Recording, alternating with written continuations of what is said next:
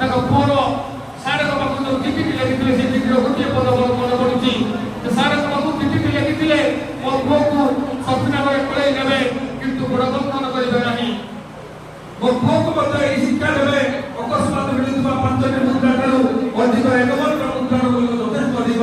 ଏ କଥା ଭିତରେ କେତେ ଦର୍ଶନ ଭର୍ତ୍ତି ରହିଛି ତା ଆପଣମାନେ ଅନୁଭବ କରୁଥିବେ। ତେଣୁ ଆପଣମାନଙ୍କ ପିଲାମାନଙ୍କୁ ଏହି ସୁଶିକ୍ଷା ଦିଅନ୍ତୁ।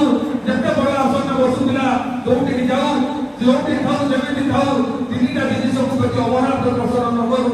ସେ 3ଟା ଜିନିଷ ହେଉଛି 3ଟି ମା ବାପା ଗୁରୁ।